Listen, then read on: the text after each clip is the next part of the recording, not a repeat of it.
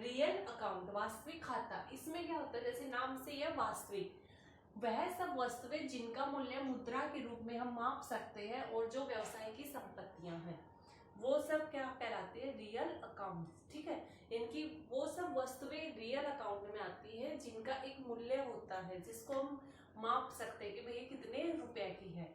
और वो सारी वस्तुएं जो व्यवसाय की संपत्तियां, जैसे कैश, कैश अकाउंट हमारा रियल होता है, कैश को हम एक वस्तु की तरह मानते हैं। ठीक है, जैसे बिल्डिंग है, मशीन है, ये सब क्या है, एक व्यवसाय की संपत्तियां हैं। और ये क्या होती हैं, हम इनको माप सकते हैं कि भाई ये बिल्डिंग है, ये कितने रुपए की है, ये मशीन कितने रुपए की है। तो हम उनका मुद्रा में, मनी में उसकी वैल्यू निकाल सकते हैं। तो ये सारी जो भी है संपत्तियां, इन सबके क्या कहेंगे, ये किस में आती है, रियल अकाउंट में। रियल अकाउंट का रूल क्या है कि इसमें कैसे एंट्री होगी कि डेबिट व्हाट कम्स इन, यानी कि डेबिट करेंगे व्यवसाय में क्या आया है। ठीक है, एक व्यवसाय के अंदर क्या आया है, कम्स इन, क्या आया है, तो जो आया है उसको डेबिट कर देंगे। And credit what goes out, और व्यवसाय से बाहर गया क्या है, तो जो गया है उसको क्रेडिट कर दो, जो आया है उसको डेबिट कर दो। जैसे 10,000 रुपए का कोई फर्नीचर नगद खरीदा है एक व्यवसाय ने, तो व्यवसाय के पास व्हाट कम्स, अब फर्नीचर है तो हमें पता है फर्नीचर है तो किस रूल के हिसाब से एंट्री होगी, रियल के हिसाब से। और रियल का रूल क्या है, डेबिट व्हाट कम्स इन। तो व्हाट कम्स इन, क्या आया फर्म के पास, उसके पास फर्नीचर आया, तो हम क्या कर देंगे, फर्नीचर अकाउंट को डेबिट कर देंगे, कितने से, 10,000 से। एंड व्हाट गोज आउट, और गया क्या है, तो क्या गया, नगद खरीदा है तो पैसा गया है, तो टू कैश अकाउंट, कितने से, 10,000 से, इसको हमने क्रेडिट कर दिया। तो ये था रियल अकाउंट। रियल भी दो तरह का होता है, इसके भी 2 टाइप्स है, टेंजिबल रियल अकाउंट और इंटेंजिबल रियल अकाउंट। मूर्त वास्तविक खाते और मूर्त वास्तविक खाते। मूर्त वास्तविक खाते टेंजिबल क्या होते हैं, इसमें वो संपत्तियां शामिल की जाती है जिसको हम देख सकते हैं, छू सकते हैं, हाथ लगा सकते हैं। ठीक है, जैसे हम बिल्डिंग है, मशीन्स है, इन सबको देख सकते हैं, छू सकते हैं, भाई ये खड़ी है, इतनी बड़ी बिल्डिंग है। ठीक है, अमूर्त में क्या आता है, जिन्हें हम छू नहीं सकते, देख नहीं सकते, बस उसको फील कर सकते हैं। ठीक है, और उसकी वैल्यू पैसे में निकाल भी सकते हैं, लेकिन हमें वो दिखती नहीं है। ठीक है, और हम उसको छू नहीं सकते। ठीक है, वो इनडायरेक्ट वे में दिखती है, मतलब हम उसकी वैल्यू निकाल सकते हैं। जैसे गुडविल, एक दुकान की छवि होता है ना, आपके पड़ोस में 2 दुकान है, तो एक दुकान वाले की अच्छी खासी छवि बनी हुई है। छवि कई चीजों पे डिपेंड करते हैं, भाई उसका अच्छा नेचर है, वो उधार में भी सामान दे देता है, और वो बहुत सारी वैरायटीज का सामान रखता है। तो इन सब चीजों से उसकी एक इमेज बनती है समाज में, ज्यादा लोग उसी दुकान पर जाते हैं। ठीक है, जबकि साइड में जो एक और दुकान वाला, वो भी सारा सेम चीज रखता है, वही रेट रखता है जो उस व्यक्ति की है, लेकिन ज्यादा लोग उस दूसरे वाले के पास जाते हैं। क्यों, क्योंकि उसे उसकी अच्छी सी छवि बनी हुई है समाज में। तो अपनी एक उस छवि या वो प्रसिद्धि, हो सकता है वो प्रसिद्ध भी हो आसपास, तो उसकी प्रसिद्धि या उसकी इमेज के कारण उसको जो एक्स्ट्रा बेनिफिट होता है ना, अब एक दुकान दूसरी दुकान वाले के पास दिन में 5 ग्राहक जाएंगे और उसके पास 10 जाएंगे। ठीक है, 5 तो सिर्फ वैसे गए हैं, वो ग्राहक गए हैं जो उससे, मतलब उसकी गुडविल की वजह से, भाई उसकी अच्छी इमेज है, उसका अच्छा संबंध है लोगों के साथ, इसलिए वो 5 उधर गए हैं, वरना उन्हें ये जरूरत नहीं है कि भाई वो किसी भी दुकान पर जा सकते थे। तो देखिए, एक अच्छी इमेज की वजह से उस संस्था को फायदा हुआ ना, उस दुकान को फायदा हुआ, तो कितना फायदा हुआ हम इसको कैलकुलेट भी कर सकते हैं, तो हम उसको माप सकते हैं। तो जैसे गुडविल है, पेटेंट्स है, ट्रेडमार्क है। ट्रेडमार्क जैसे आप लोगों ने देखा होगा, कई प्रोडक्ट्स के ऊपर ना एक निशान बना होता, मार्क बना होता है। ठीक है, जैसे LIC का एक वो 2 हाथ होते हैं। ठीक है, या फिर कुछ भी लगा लीजिए, और क्या है, मारुति का, ठीक है, मारुति सुजुकी का S का निशान है, तो सॉरी, तो यही सब कुछ वो जो एक मार्क है। ठीक है, एक निशान है उसको वो अपने नाम करा लेते हैं, उसका रजिस्ट्रेशन करा लेते हैं कि भाई हमारे सिवा इस निशान को कोई दूसरा व्यक्ति यूज नहीं करेगा। तो धीरे धीरे वो जो मार्क्स है, वो जो एक निशान है, वो इतना प्रसिद्ध हो जाता है कि अगर किसी प्रोडक्ट के ऊपर वो लेबल ही लगा देते हैं ना, वो निशान लगा देते हैं, तो उसकी वैल्यू अपने आप बढ़ जाती है। जैसे एक मिठाई है, उसका आप एक तो सिंपल डिब्बे में डाल लो और एक बीकानेर के डिब्बे में डाल दो, मिठाई वही है, लेकिन जैसे ही वो बीकानेर के डिब्बे में डालेगी उसकी वैल्यू अपने आप पे बढ़ जाएगी। तो वही चीज ये है, ठीक है। तो ये होती है इंटेंजिबल एसेट्स, ठीक है।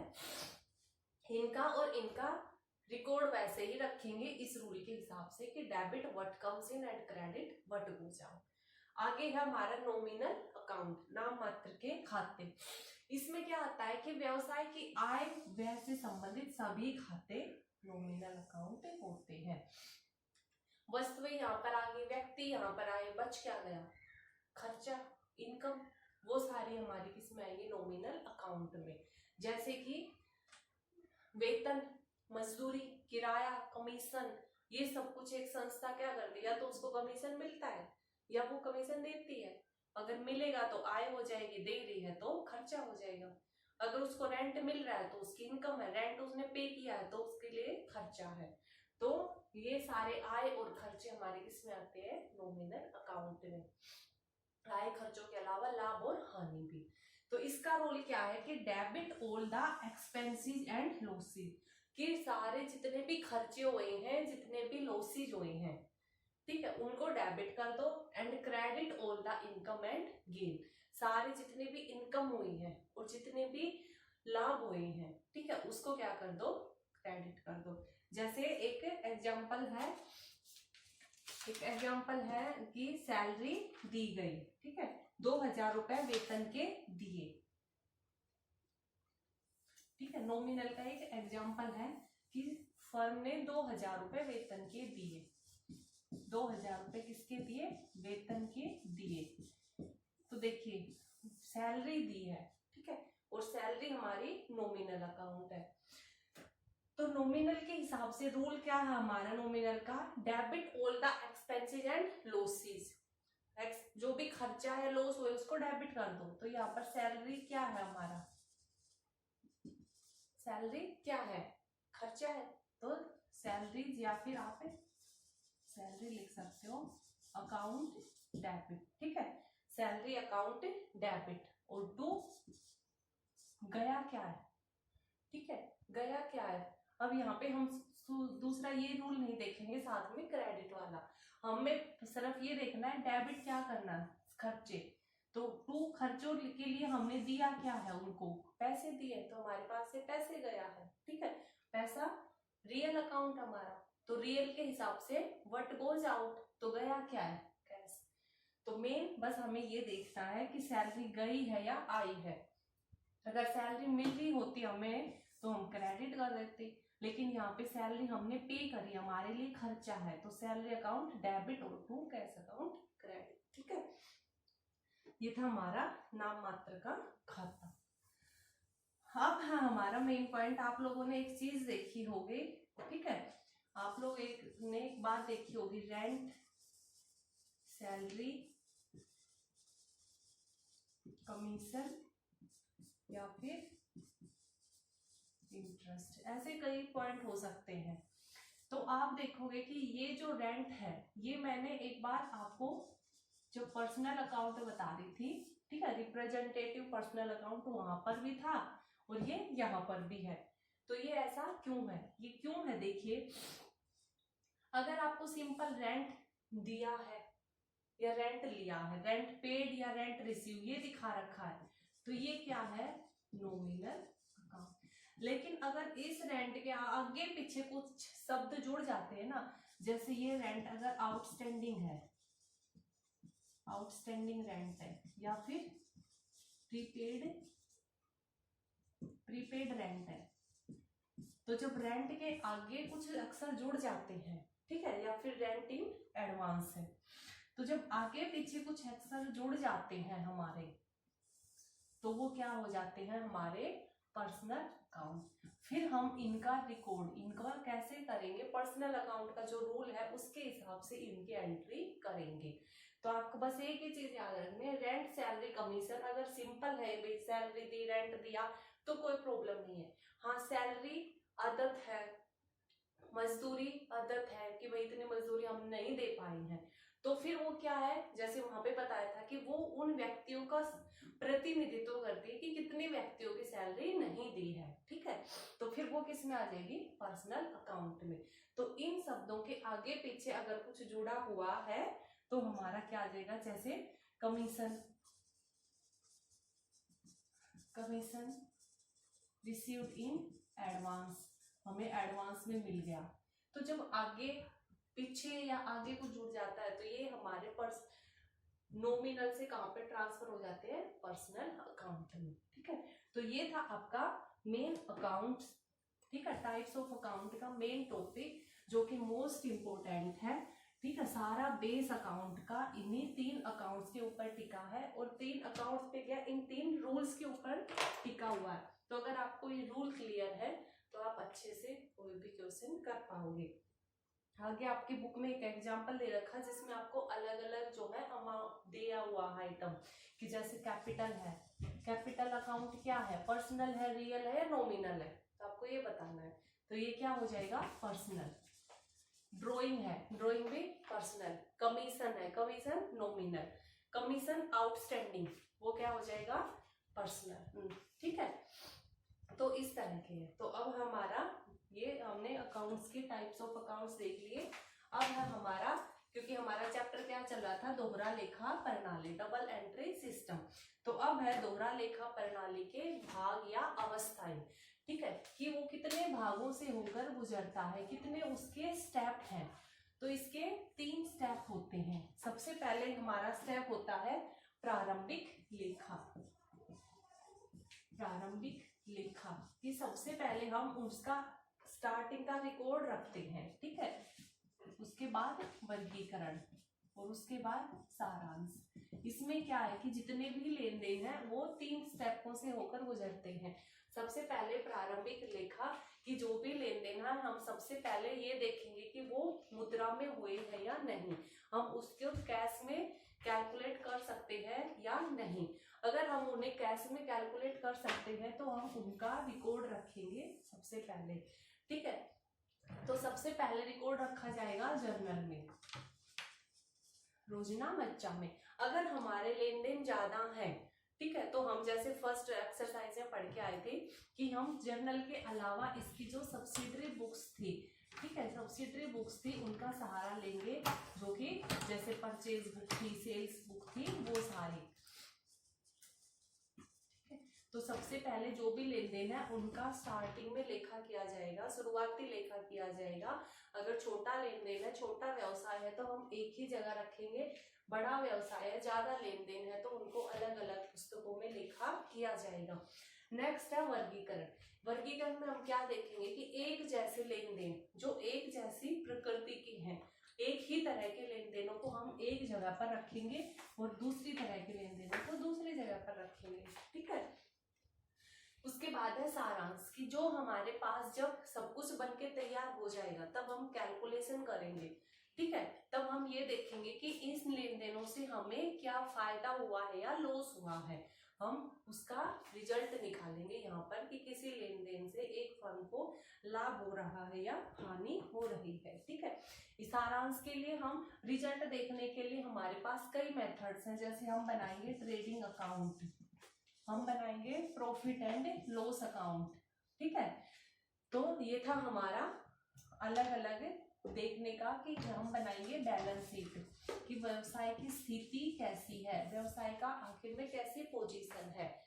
तो ये थे हमारे अलग अलग पार्ट, अलग अलग स्टेप दोहरा लेखा प्रणाली के। नेक्स्ट है दोहरा लेखा प्रणाली के आखिर लाभ क्या है, ठीक है, इसके लाभ क्या है दोहरा लेखा प्रणाली के। तो इसके लाभ है, फर्स्ट है वैज्ञानिक प्रणाली, इसको हम वैज्ञानिक प्रणाली मानते हैं क्योंकि इसमें यह एक वैज्ञानिक प्रणाली है क्योंकि इसमें किसी भी लेन देन को छोड़ा नहीं जाता है और हर एक लेन देन, क्योंकि ये एक साइंटिफिक फैक्ट है या वैज्ञानिक रूप से भी सही है कि भाई जो भी लेन देन होता है वो दो चीजों को इफेक्ट करेगा, ठीक है, या तो हमें मिलेगा या हमारे पास से जाएगा, हमारे पास से जाएगा तो किसी और को मिलेगा, ठीक है, हमारे पास आया है तो किसी और के पास से गया है। तो इसको ये जो है वैज्ञानिक रूप से भी सही है, इसमें कुछ जो है ये नहीं है कि कुछ गड़बड़ हम कर सकते हैं, ठीक है। तो इसका एक ये लाभ है कि वैज्ञानिक रूप से इसको सर्टिफाइड है ये कि वैज्ञानिक रूप से यह जो है सर्टिफाइड है कि हाँ इसमें कुछ भी हम गलत नहीं है। ये वास्तविक रूप में हर एक लेन देन से दो खाते इफेक्ट करते हैं। नेक्स्ट है हमारा लेन देन का पूर्ण लेखा, ठीक है। नेक्स्ट हमारा प्रॉफिट क्या है, लेन देन का पूर्ण लेखा। इसमें हम जितने भी लेन देन होते हैं ना एक व्यवसाय में, उन सभी लेन देनों का पूरी तरह से लेखा किया जाता है, ठीक है। ये नहीं है कि कोई आइटम हमसे रह गई हो। अगर हम सिंगल एक एंट्री वाली उसको अपनाएंगे कि भाई हमने राम से इतने लिए तो हो सकता हम लिखना भूल गए हों, लेकिन दोहरा लेखा प्रणाली में क्योंकि एक लेन देन को दो जगह लिखा जाएगा, इसलिए पूरा ये रहता है कि हाँ उसका रिकॉर्ड लिखा है हमने, वो कहीं पर भी नहीं छूटा है, ठीक है। उसके बाद नेक्स्ट है तलपट का निर्माण, ठीक है। तलपट का निर्माण यानी कि ट्रायल बैलेंस। इसमें क्या होता है, हम ट्रायल बैलेंस का निर्माण कर सकते हैं। दोहरा लेखा प्रणाली की मदद से ही हमारा क्या बन के आता है, ट्रायल बैलेंस। क्योंकि अभी बताया था ना, दोहरा लेखा प्रणाली में दो जगह रिकॉर्ड करते हैं, किसी एक को डेबिट किया होगा तो किसी एक को क्रेडिट किया होगा। और ट्रायल बैलेंस हमारा यही देखती है एंड में कि जितने भी खाते हैं उन सबका डेबिट और क्रेडिट इकट्ठा लिख दिया जाता है और ये देखा जाता है क्या दोनों का जोड़ बराबर है। तो हमारे तलपट के निर्माण में भी दोहरा लेखा प्रणाली हमारी बहुत ही मदद करती है। नेक्स्ट है हमारा व्यापारिक एवं लाभ हानि खाते का निर्माण, ठीक है। Trading and profit and loss account, ठीक है। इसमें क्या होता है कि एक व्यवसाय क्या करता है कि एक निश्चित टाइम के बाद वो ये देखना चाहेगा कि भाई उसका व्यवसाय लाभ कमा रहा है या हानि, तो उसके लिए वो ट्रेडिंग और प्रॉफिट एंड लॉस अकाउंट बनाएगा। तो ट्रेडिंग या प्रॉफिट एंड लॉस अकाउंट बनाने के लिए उसको कहाँ से मदद मिलेगी, दोहरा लेखा प्रणाली से। अगर उसने डबल एंट्री सिस्टम को अपनाया है तो वह अपना trading profit and loss account अच्छे से और बिना गलती के बना सकता है, ठीक है। उसमें इसकी जो है काफी मदद मिलती है उसको डबल एंट्री सिस्टम से। नेक्स्ट हमारा व्यवसाय की वित्तीय स्थिति का ज्ञान, यानी कि वो ही है बैलेंस शीट। कि व्यवसाय साल के आखिर में अपनी क्या बनाता है, बैलेंस शीट बनाता है, अपना स्थिति देखता है, अपनी पोजीशन देखता है कि भाई उसके पास एंड में कितनी संपत्तियां हैं और उसके पास एंड में कितने लायबिलिटीज हैं। तो संपत्ति स्थिति विवरण के लिए भी कौन हेल्प करता है, उसके दोहरा लेखा प्रणाली से उसको काफी मदद मिलती है स्थिति विवरण बनाने में, क्योंकि हर एक चीज का रिकॉर्ड दो जगह जाएगा तो उसको आराम से पता चलेगा कि कितनी उसकी संपत्तियां हैं और कितने उसके दायित्व अभी तक मौजूद है। नेक्स्ट है उसके लिए क्या, विभिन्न सूचनाओं का ज्ञान। विभिन्न सूचनाओं का ज्ञान, इसमें क्या है कि अगर एक संस्था दोहरा लेखा प्रणाली के द्वारा अपने रिकॉर्ड तैयार करती है तो उसको कई और सूचनाएं भी मिल जाती, ना सिर्फ व्यवसाय का लाभ या हानि, उसको दोहरा लेखा प्रणाली से अदर इंफॉर्मेशंस भी मिलती है।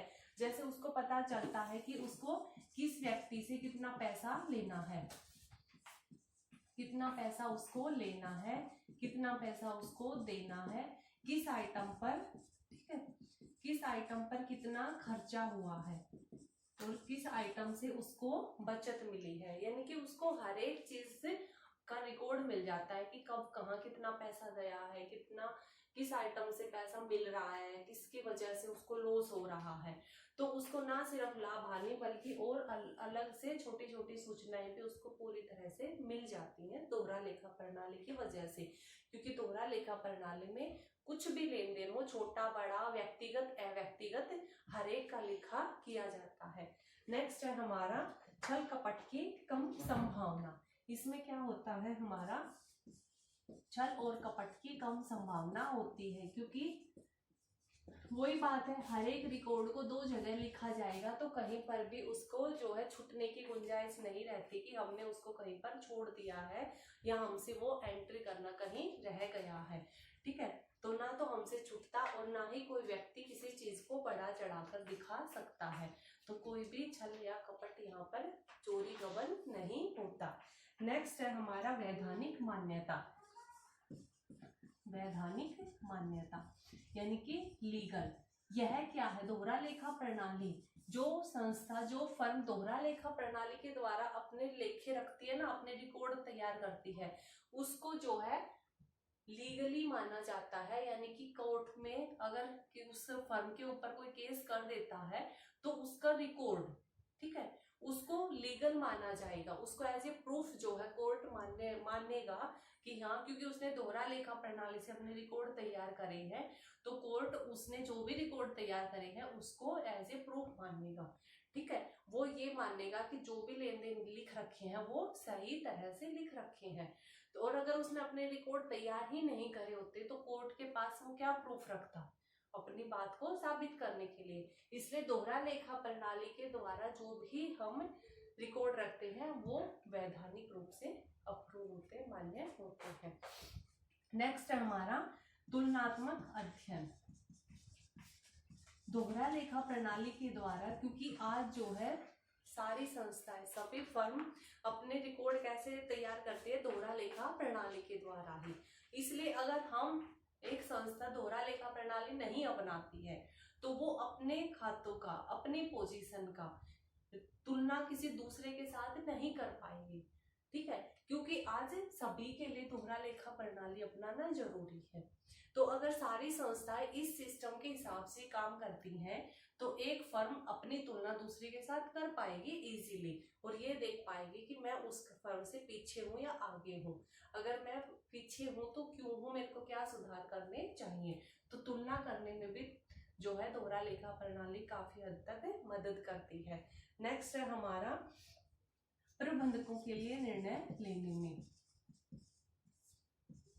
प्रबंधकों के लिए निर्णय लेने में मदद करती है।